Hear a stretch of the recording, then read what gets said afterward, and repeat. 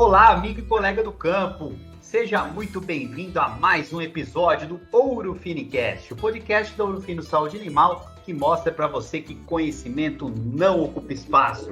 Eu sou o Bruno Freitas, especialista em marketing aqui da Ouro Fino, e junto com a Bruna Gomes nós dividimos aqui a locução do Ouro Finicast. E o assunto de hoje, pessoal, de extrema importância, nós vamos falar sobre uma biotecnologia da reprodução, que é a transferência de embriões, aspiração folicular, transferência de embriões em tempo fixo, e para isso a gente traz os feras aí no assunto, né? Então, para começar, o nosso primeiro convidado aqui é o Bernardo Marcosi. Ele é mestre em reprodução animal, tem muita experiência, principalmente com aspiração folicular, com essa biotecnologia, e ele é sócio proprietário da Bovigênese Reprodução Animal. Bernardo, seja muito bem-vindo aqui ao Ouro Finicast. Primeiramente, muito obrigado pelo convite. É um prazer para mim poder estar participando dessa conversa e fico à disposição aí para a gente bater esse papo aí sobre reprodução. Muito bem. E também nós temos aqui na nossa mesa aqui de discussão o Rodolfo Mingotti, o famoso Badá, que é especialista técnico em reprodução animal da Ouro Fino. Badá, bem-vindo a mais esse episódio do Ouro Finicast. Olá, Bruno. Olá, Bernardo. Como que vocês estão? Obrigado por mais uma vez essa oportunidade de estar aqui conversando. Vamos falar um pouco do que a gente mais gosta, né? Reprodução de bovinos. É isso aí. Se tem churrasco, o pessoal não fala sobre reprodução animal, chega a ficar triste, né? Não tem assunto. É isso mesmo. Bom, Badá, pode puxar as perguntas aí, né? O assunto é extenso aqui. A gente vai discutir um pouco sobre esse tema, né, de extrema importância, transferência de embriões, que está em crescimento no Brasil, né? O Brasil é um expoente, um grande expoente nessa biotecnologia aí perante o mundo. Então, pode puxar as perguntas aí para o Bernardo. Então, vamos lá. É sempre uma grande oportunidade, né? O que eu gosto de fazer muito nesses podcasts, quando a gente tem a oportunidade do amigo ouvinte estar escutando a gente, é colocar um pouco dos aspectos práticos, né? Vamos falar daquilo que realmente vai para a fazenda, vai para a ponta e que o produtor ou o técnico pode aplicar, né? E aí vem aquele primeiro posicionamento para o Bernardo. A gente sabe que existem diversas biotecnologias da reprodução, começando desde lá de trás da inseminação artificial, elas vão evoluindo para protocolos hormonais e assim por diante. Quando a gente entra numa escala um pouco mais avançada, usando a produção de embriões e a aspiração, a transferência, as coletas, aí eu venho com a pergunta ao Bernardo.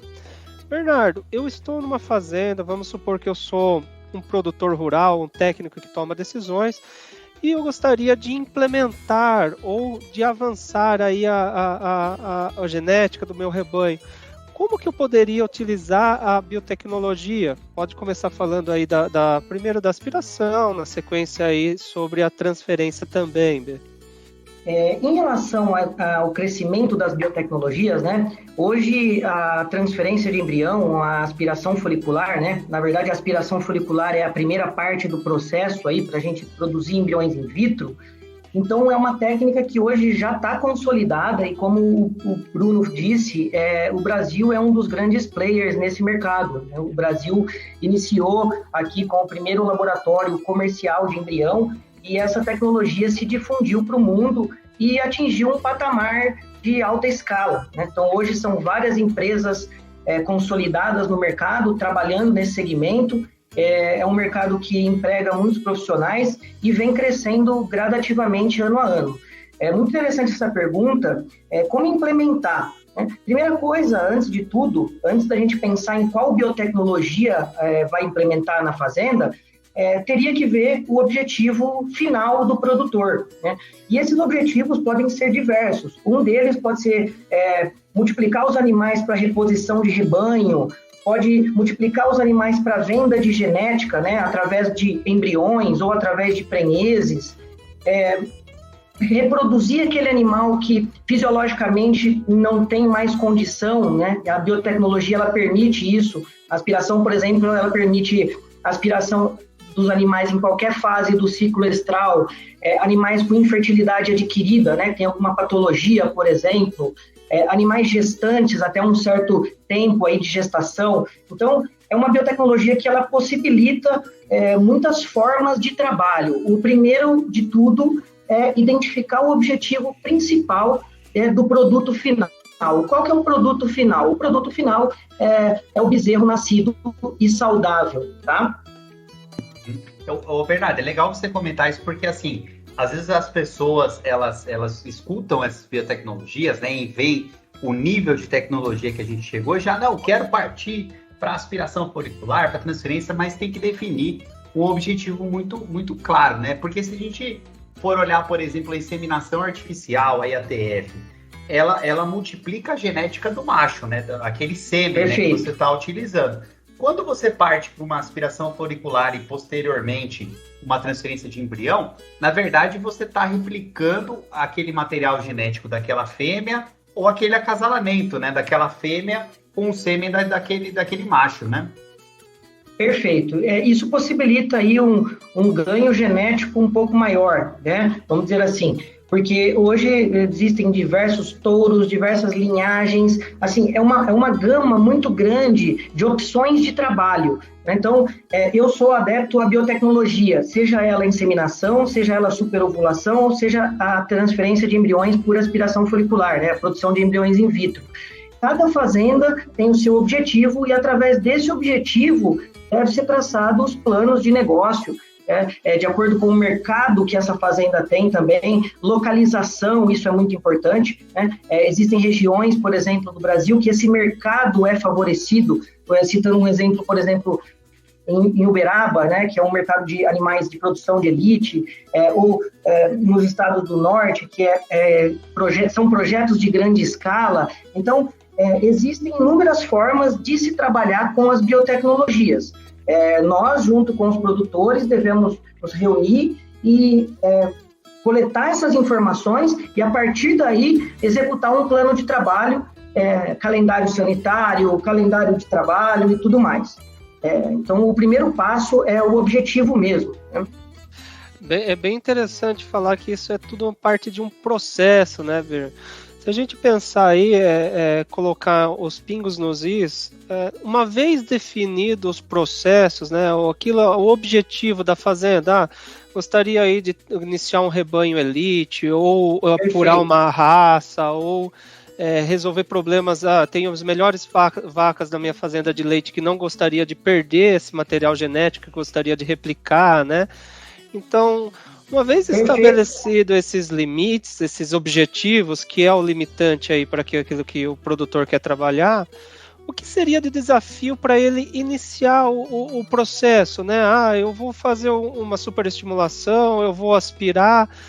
Qual que seria um desafio logístico aí, ou no processo, para iniciar o processo de melhoramento aí, através, logicamente, da aspiração e posteriormente transferência? Rodolfo, existem algumas formas de iniciar o trabalho.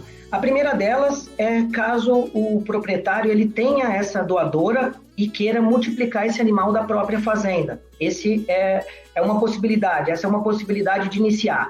E para iniciar dessa forma, eu acho que a gente tem que voltar um pouco na base. Nenhuma biotecnologia, ela funciona se nós não tivermos alguns aspectos básicos bem delimitados, bem definidos.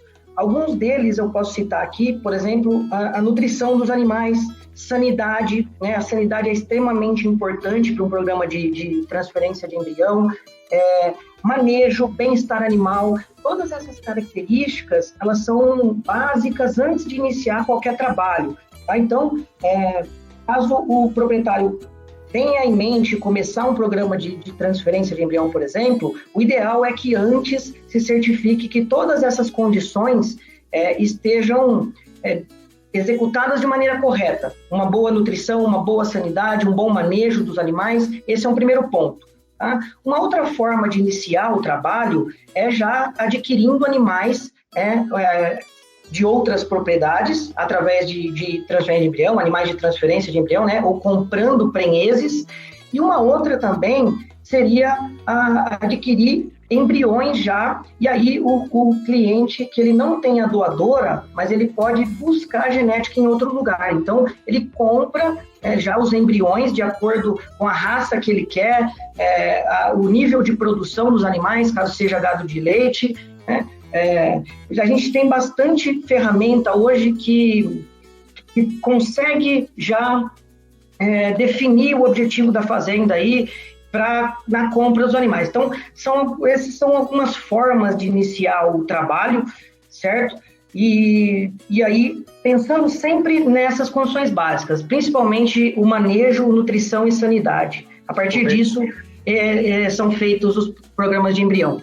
Bernardo, e é muito legal porque você falou bastante no objetivo que está se buscando, né? Porque, assim, você também mencionou a doadora, né? Pensando na técnica de aspiração folicular e posterior produção in vitro desses embriões, a doadora ela é meio que uma peça central do negócio, né? E a gente está falando de uma tecnologia que ela acelera as coisas. Só que ela pode acelerar tanto para o bem quanto para o mal, né? Se esse objetivo não for bem definido, o que você está buscando na propriedade do seu cliente, você como técnico aí, como veterinário, né?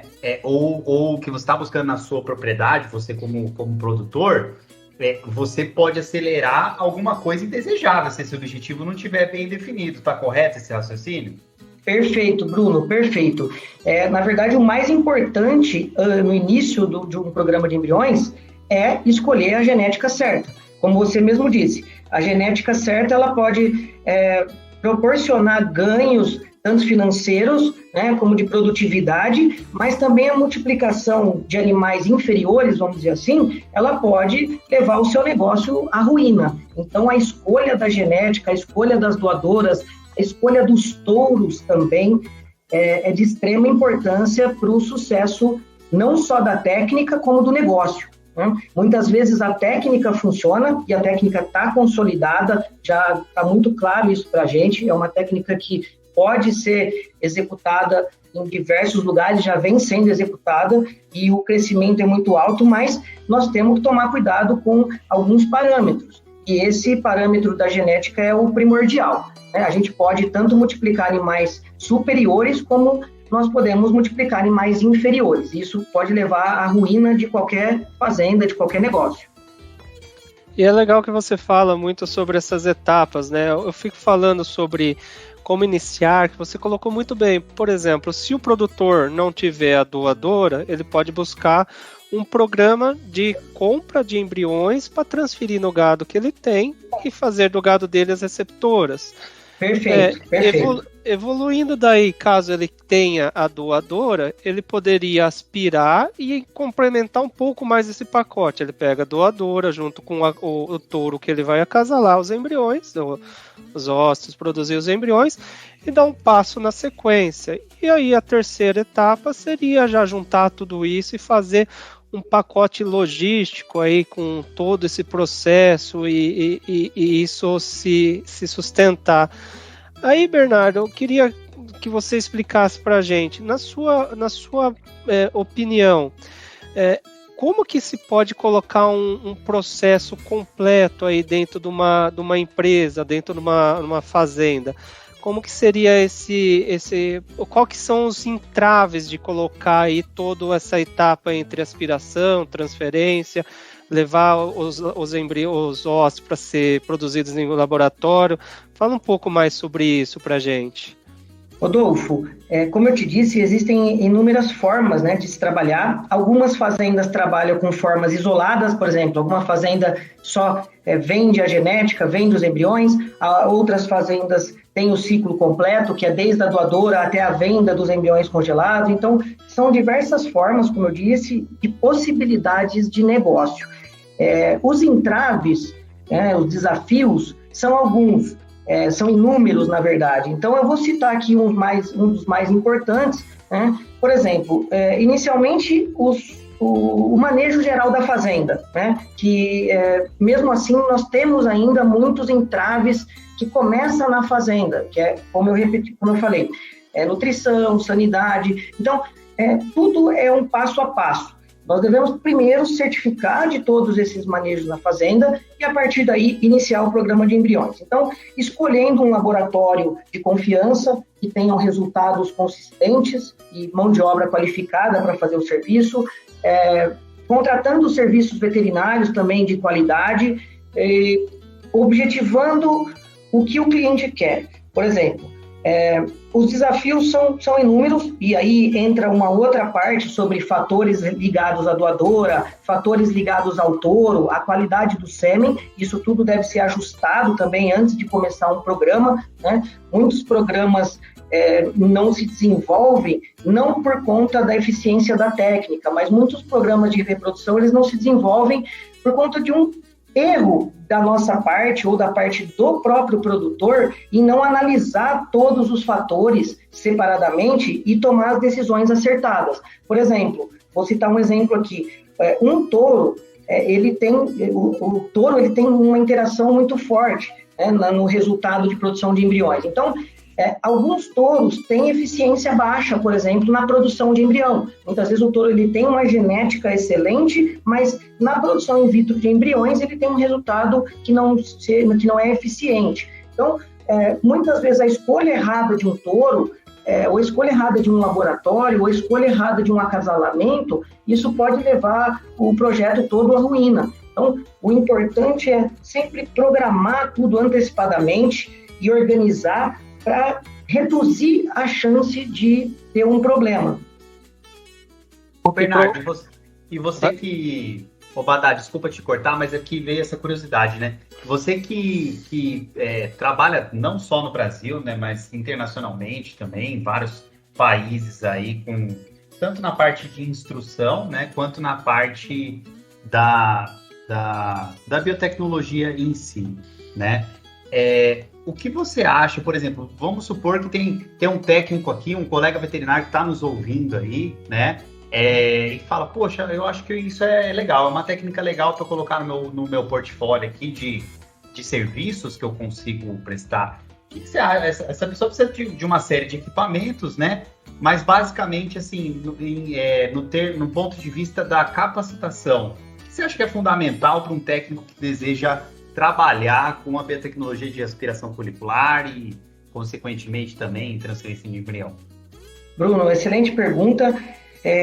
O mercado vem crescendo exponencialmente, tanto no número de empresas abertas, como também a demanda de outros veterinários. Então, é um mercado que está absorvendo pessoas, porém, essa é uma grande dificuldade. Nessa área, é difícil encontrar mão de obra qualificada. E por quê? É uma técnica que ela exige mais treinamento e dedicação que outras, talvez. O que acontece? É uma técnica que ninguém consegue aprender em uma semana, em um mês, em 2 meses. É uma técnica que demanda muito tempo de treinamento, é uma técnica complexa de ser executada, e se não for cercado todos esses fatores que influenciam, os resultados eles são muito insatisfatórios. Então, o maior entrave da técnica, ou para a pessoa iniciar, é em relação ao treinamento. Por quê? Demanda muito tempo e muita frequência de treinamento. Por isso que uma parte das pessoas que iniciam o treinamento de aspiração desistem, porque não tem tempo, talvez, suficiente para se dedicar e frequência. O mais importante da aspiração folicular é a frequência. Quanto mais vezes praticar, mais rápido fica pronto para prestar o serviço. Tá? Essa é uma grande dificuldade, né? É uma grande dificuldade porque as empresas muitas vezes precisam de mão de obra e não tem mão de obra treinada. E demora-se um tempo até a pessoa estar capacitada, estar apta para prestar um serviço de qualidade. E mesmo as pessoas capacitadas, a gente sabe que os resultados eles variam um pouco, né, Bernardo? E a gente tem que ter aí conhecimento, e muito conhecimento, para saber onde intervir pontualmente para que a gente tenha evolução rápida, né, desses resultados, às vezes, que não são desejáveis. Mas tudo faz parte da técnica, né? Perfeito. Essa colocação que você fez, ela é extremamente pertinente e realmente isso acontece, né? mesmo a gente conseguindo controlar todos os fatores, ou quase todos os fatores que envolvem todo o processo, e esses fatores são muitos e muitas vezes não dependem só de nós, mesmo a gente conseguindo controlar isso, tem dia que nós temos dificuldades, tem dia que nós temos resultados muito ruins, tem propriedades que nós temos resultados ruins, isso acontece com todo mundo. Como você disse, o importante é a gente compreender todos os fatores que podem influenciar nesse resultado. Esses fatores são muitos, tanto relacionados à fazenda, relacionado ao laboratório, ao veterinário de campo e à logística. É tentar organizar e compreender todos esses fatores para poder, errar o menos possível. Como são muitas as variáveis, não adianta estar todo mundo fazendo certo e uma parte do processo pecar, às vezes, no manejo ou pecar numa decisão, e isso coloca todo o trabalho, um trabalho que envolve muitas pessoas. É importante falar que o trabalho de produção in vitro de embriões, ele envolve um número grande, para a gente conseguir ter o bezerro nascido lá depois de 9 meses, é um número muito grande de pessoas que estão trabalhando com isso, e um número muito grande de fatores que influenciam também. Então, quanto mais a gente se especializar nesses fatores, procurar compreender esses fatores, entender as diferenças para poder intervir, melhores são os nossos resultados. Muito boa a sua colocação. Aqui a gente realmente consegue enxergar que as pessoas procuram a gente falando qual é o melhor protocolo para transferência de embriões. Quando fala-se protocolo, as pessoas já ligam lá, vamos falar do protocolo de controle hormonal, A gente tem que lembrar que esses protocolos hormonais, eles têm a finalidade de fazer a vaca ovular ao final do processo.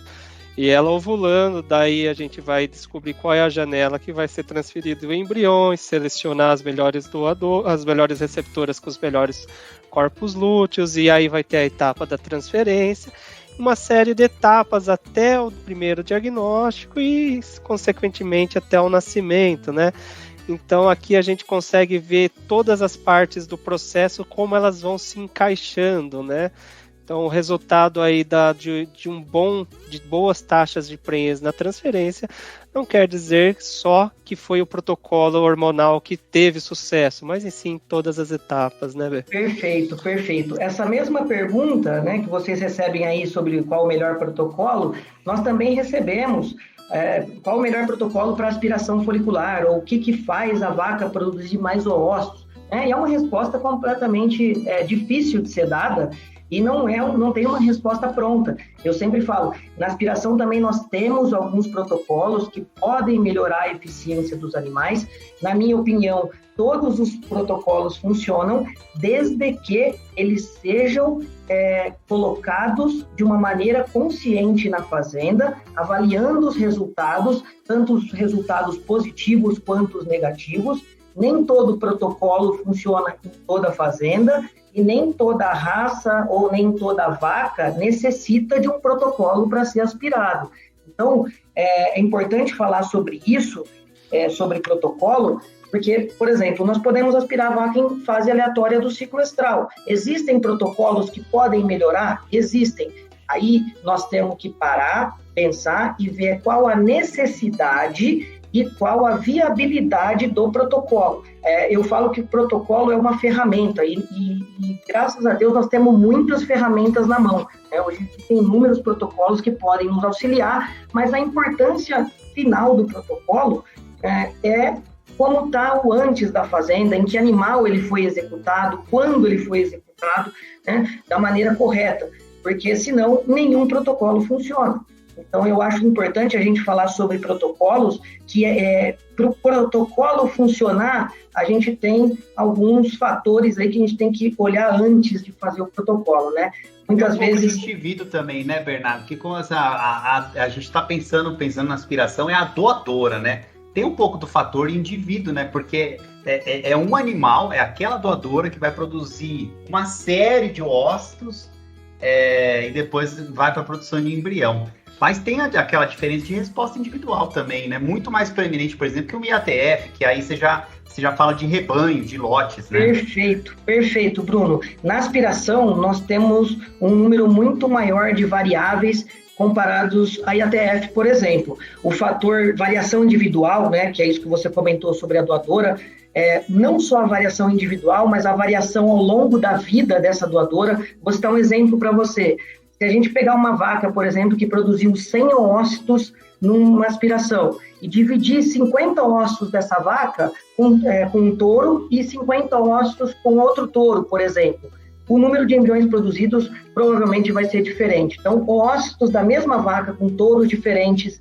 Tem um outro fator extremamente importante, chama interação vaca-touro. Algumas vacas produzem bem com alguns touros e com outros touros não. A gente tem variação de partida do sêmen, a gente tem variação de categoria animal, de acordo com o que cada categoria animal produz de embrião. Nós temos a idade também como um fator extremamente importante. Então, são inúmeros os fatores. O importante é nós nos cercarmos de tudo o que nós podemos controlar. Tem algumas coisas que nós podemos controlar e devemos, e outras coisas que a gente não consegue controlar. É procurar controlar o máximo de coisas possíveis para tentar ter mais resultado. Muito boa essa sua colocação. Mas as variações são grandes. Inclusive, a mesma vaca em serviços diferentes se comporta de maneira diferente, às vezes produzindo mais ou menos ósseo. Nós temos que estar sempre avaliando esses animais, sempre avaliando nossos resultados, né? Estamos melhorando, estamos baixando dos resultados, essa vaca está produzindo mais durante o tempo, está produzindo menos. Isso é extremamente importante para a tomada de decisão. Perfeito, e você que tem muita experiência, eu lembro de você no mestrado, trabalhando com aquelas as novilhas, né, vacas prenhas, novilhas ciclano, pré-púberes, as novilhas ali bem jovens. Lembro, a gente sabia muito bem quanto que cada categoria, só de pensar nas doadoras, como cada categoria estava respondendo de maneira super diferente, né? E isso, quando colocado em escala comercial, a gente identifica muito claramente, né? Muito interessante. Exato. Bruno, quer encerrar? Vamos lá. Vamos já se encaminhando aqui para o final, né, do podcast. Aqui é o que a gente falou lá no começo, né? Se deixar 3 horas aqui conversando sobre a técnica, o que a gente realmente nós somos aficionados aí, né, nesse tema, né? Mas, Bernardo, a pergunta aí que eu queria deixar, né, para a gente conversar um pouquinho sobre, poxa, igual você comentou, né, tem várias possibilidades de utilização, né? Tem alguns estudos aí mostrando, inclusive você participou também, né, mostrando a integração, né, de um protocolo de ATF seguido por uma transferência de embrião, enfim, várias possíveis combinações. Mas como você enxerga o futuro dessa biotecnologia, da transferência de embrião em tempo fixo, que, né, quando o embrião é produzido in vitro, oriunda da aspiração folicular dessa fêmea? Você acha que o futuro aí, a transferência de embrião tem essa tendência em substituir a IATF, caminhar junto, ou cada um no seu quadrado aí, tem espaço para todo mundo? Como você enxerga isso? Bruno, eu vou dar aqui para você a minha opinião pessoal em relação às biotecnologias. Eu acho que nenhuma biotecnologia trabalha sozinho. Na minha opinião, deve-se trabalhar com todas as biotecnologias disponíveis de acordo com o objetivo de cada fazenda e de cada realidade, vamos dizer assim. Na minha opinião, eu acho que a gente isolar um fato e falar, vamos substituir essa biotecnologia por essa. Eu não vejo também muito sentido nisso. Eu acho que as biotecnologias, elas andam juntas e vai ter fazenda que não vai conseguir chegar num patamar de fazer isso tudo, né? E vai ter fazenda que vai ter inúmeras possibilidades de trabalho. Acho que nós, como veterinários, devemos olhar a fazenda, olhar o potencial dessa fazenda e instituir a biotecnologia de acordo com cada fazenda e com cada situação. Na minha opinião, todas as biotecnologias, elas andam juntas. Eu não sou a favor de substituir nenhuma pela outra, mesmo porque, vou dar um exemplo aqui, alguns animais, por exemplo, não respondem à superovulação, mas respondem à fertilização in vitro, e o contrário também. Alguns animais não respondem à fertilização in vitro e respondem melhor à superovulação, por exemplo, algumas raças. Então, são inúmeras particularidades que eu acho que a gente deve avaliar para instituir a biotecnologia. E, na minha opinião, eu acho que todas andam juntas aí. uma complementando o que a outra não tem. Eu tenho essa Perfeito. opinião a respeito das biotecnologias. É aquela caixinha de ferramenta e tem um monte de ferramenta diferente, cada uma serve para uma coisa diferente aí, né, Bernardo? Perfeito. Todas as biotecnologias hoje são consolidadas. A IATF, a superovulação e a fertilização in vitro. São todas biotecnologias consolidadas com resultados provados e mais do que provados. Então, cabe a nós entendermos onde a gente vai colocar cada biotecnologia de acordo com o objetivo do cliente ou de acordo com a realidade do cliente. Eu penso assim também. Excelente. Pois é, o bate-papo aqui tá ótimo, mas aí, infelizmente, já vamos encerrar aqui para manter um padrãozinho aí da duração. Bernardo, queria agradecer muito todo esse conhecimento que você trouxe para a gente. O ouvinte do Ouro Finicast já sabe que conhecimento não ocupa espaço e você mandou bem. Aliás, fala um pouco aí da Bovigênese aí para encerrar, né? Como encontrar vocês, como solicitar um serviço, alguma coisa, onde vocês ficam. Faz o jabá, momento do jabá aqui. Bruno, obrigado mais uma vez pelo convite, Rodolfo e a todos que estão nos ouvindo. Eu vou falar um pouquinho da Bovigênese. A Bovigênese é uma empresa de prestação de serviços, eu sou o sócio proprietário, então eu estou localizado em Cravinhos aqui, na mesma terra da Ouro Fino, e trabalho hoje prestando esse serviço. Eu presto esse serviço de aspiração folicular, transferência de embriões, a parte toda de ultrassonografia reprodutiva, né? Ou seja, a parte de biotecnologia em fêmeas bovinas, e também trabalho com uma outra parte, que seria a parte de consultoria, treinamentos, cursos sobre a técnica. Então, nós oferecemos alguns cursos sobre aspiração, sobre ultrassonografia, e é como assim, para iniciar, né? O que a gente tem que fazer para iniciar todos os fatores que influenciam e tudo mais. Prestando serviço também em fazendas de corte, leite da região, em qualquer lugar aí que, na verdade, tem a possibilidade de eu ir, né? Então, esse é o meu trabalho hoje. Passa o Instagram aí da Bovigênese aí. A Bovigênese começou em 2015 e vou passar para vocês o Instagram, seria @Bovigênese mesmo, tá? @Bovigênese. E lá tem o site também, que é www.bovigênese.com.br. No site tem algumas informações de como é executado o trabalho, tem alguns artigos também disponibilizados, com alguns fatores aí, tudo relacionado a essa área de aspiração. Fiquem à vontade para visitar o site e se tiver alguma dúvida, alguma coisa, eu me coloco à disposição. Perfeito, Bernardo. Muito obrigado aí pela sua participação. Badá, obrigado novamente aqui conosco, aqui no Ouro Finicast. Sempre uma satisfação ter você conosco, viu? Eu que agradeço ao Bernardo. E Bernardo, não seja tão humilde. Nós sabemos que você está no mercado internacional aí nos últimos 2 anos. Estou rodando toda a América Latina nesses treinamentos aí. Parabéns onde quer que eu vá, em qualquer lugar do mundo, né, Bernardo? Parabéns, porque a gente acompanha o seu trabalho e sabe quanto é importante essas conquistas, né? E atingir o nível internacional não é fácil. Parabéns mais uma vez, viu? Obrigado, Badá. Obrigado, Bruno. Um pouquinho da nossa missão é essa, né? É a difusão da biotecnologia. Como eu sempre digo, as biotecnologias são ferramentas aí que a gente tem para melhorar e avançar muito no ganho genético, no ganho financeiro, e nós temos muito que trabalhar ainda, temos que muito para divulgar todas as técnicas ainda. Visto que 12% do nosso rebanho é inseminado, vocês imaginam o potencial de crescimento que tem a técnica aí do embrião. Então, a nossa missão é essa, é divulgar as biotecnologias e executar a técnica da melhor maneira possível.